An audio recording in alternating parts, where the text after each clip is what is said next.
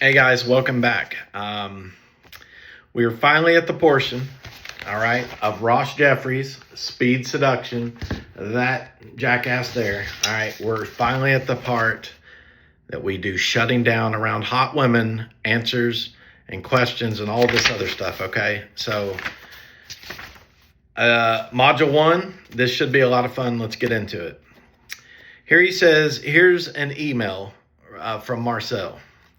Essentially what he's saying is that he doesn't have approach anxiety except when he gets to women who are like an HB8 or higher. All right. Then he shuts down. He says, what can I do to overcome shutting down? So basically, Marcel is asking Ross Jeffries here what to do if he shuts down. Okay. We're going to go over it, and I'm going to tell you my take on it. All right. It says, in essence, we have a guy who does well with women until they get to be like an 8, 9, or 10. Whatever the hell that means for him. Then he starts to have a problem. Does this sound familiar? I bet it does, Ross says. As a teacher, I have to listen to how people are languaging things and say, is that really the situation? Is the way he's languaging the controlling this the way that he can see his options, therefore controlling what he can do with the results? I've said this time and time again, Ross says, the way in which you think about a subject determines what you see as a choice, and therefore what you can do and what results you get. All right. First of all, the fact that this Marcel character emails him and says, I shut down with women that 8, 9, and 10. All right. First of all, your 8, 9, and 10 is not my 8, 9, or 10. Okay. I'd like to point that out. Everyone's 8, 9, or 10 is different. 10s tend to be about universal with a lot of people, but here's the deal. Okay. Who cares if it's a 1, a 4, a 10? No matter what, nothing should change based on how you perceive that person, okay? Before we get to what Ross says, nothing should change. You will shut down. You will freak yourself out. You will psych yourself out. You will do all of these things if you view your encounter with how hot that person is, all right, guys? Don't deal with that. He says, thinking about it as shutting down isn't accurate. I don't think that's what's going on. From my experience, Ross says, teaching thousands of guys since 1993, I can tell you that when it comes to beautiful women, guys don't shut down, they amp up. Basically, there's so much electricity and energy vibrating through their neurology because of all the sexual excitement that the higher assemblies of the brain just get shut down. As my teacher, Shinzen Young, says, likes to say, there's only so much real estate in consciousness. It's all of your focus and attention is going into the feelings rushing through your body. You don't have a lot left over for the cognitive parts of your mind. All right, well, I can get on board with that way of thinking. But you are going to get excited in the moment. You are going to feel like you're in a groove. You are going to feel all these emotions when you're talking to people. But there's no need to shut down. Basically, pay attention to what's going on as you're in your groove, okay? Watch what she's doing. How much is she smiling? Is she touching you? Is she playing with her hair? Is she doing all these little indicators of interest? Pay attention, because at that point, there's no need to worry about shutting down if she's into you, all right? He continues on with the first thing you have to realize is how you are languaging the problem, okay? How are you talking to yourself about it? What metaphor are you using? The metaphor of shutting down is not accurate metaphor. When you pick a metaphor, a way of describing and talking about something, you want to make it as accurate as you can. Matches what's going on is empowering and useful. It has to be accurate, empowering, and useful, he says. So the theme of this one is shutting it down. If you've watched Gordon Ramsay, that's all he talks about. Is when someone pisses him off, he shuts it down, all right? That's a different type of shutdown than what we're discussing here for all you Gordon Ramsay fans.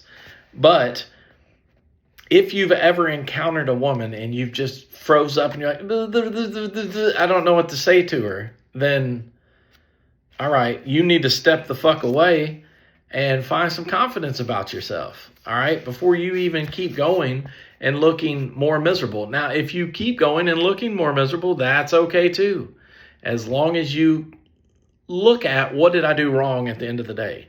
How do I not look miserable again? Okay. Let's start putting this into perspective. He says, way back when I wrote my first book in 1988, I said one woman, one vote on election day. That's super smoking hot. Beautiful woman gets the same number of votes as her disgustingly fat, ugly, hairy sister. I can't wait to see where he's going with this. When it comes to very beautiful women, guys tend to think that they have some kind of universal beautiful woman to beautiful woman hotline. Men think that if one woman rejects them, somehow some instant telepathic message goes out to every beautiful woman, and from then on, their vaginas, arms, and nasty bits are shut down to you forever, he says. In fact, there's no such thing. There's no universal communication system. It's one woman, one vote. I'm not even going to touch on what in the fuck he is talking about here. Let's hope that he gets to something more useful. The next thing I want to tell you is far more pervasive, he says. You don't realize how true this is. She may not think that it's very hot or that she's very hot, even if she's drop dead gorgeous and makes your gonads go at warp speed, he says. She may think she's not good looking at all. All right, so we're going to stop with that for a moment. He's right. All right. You might view Paris Hilton, all these people that are looked at as beautiful, beautiful people, as unobtainable and everything else. But guys, do you realize how many of these celebrities don't feel hot? They don't think they're hot. And they're very insecure. There's tons of them out there. In fact, I would go so far as to say celebrity status makes it worse than just normal status. And when you figure this out, if you've met a girl or you got a girlfriend or a wife, and she tells you about her insecurities, if she's being truthful, those insecurity lists are long as hell. Big, big. And it'll be stuff you don't even realize, like, you're worried about how your nose is just a little to the left or a little to the right, but yet you look beautiful. To a woman, that can destroy everything. Just that little nose tilt. Like, what? So just because, we see somebody as beautiful, they could be terrified inside about how they look. And when you see that, you can exploit that. I've done it plenty of times. Okay? So he's right. Sometimes the hottest women are the easiest to approach and talk to and date and take home. I'm serious.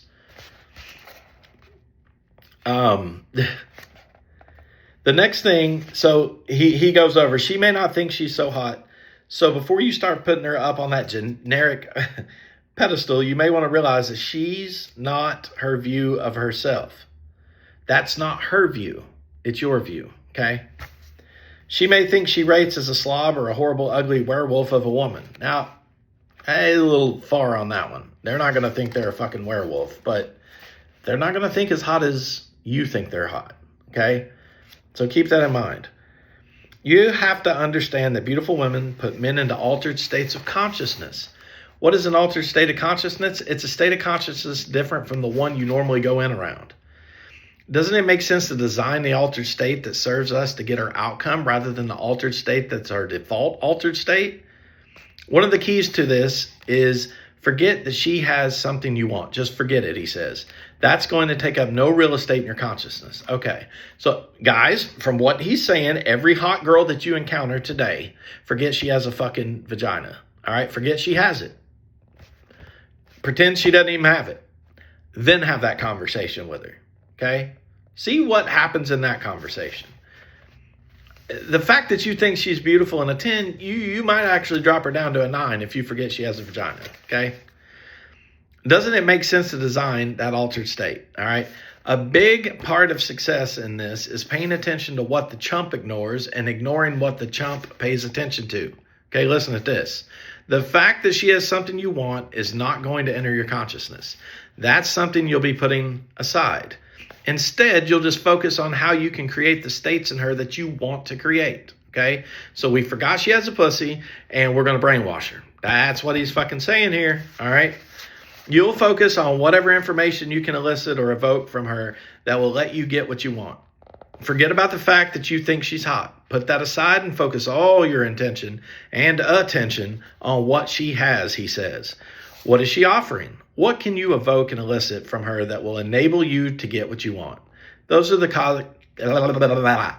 Those are the cognitive aspects, he says.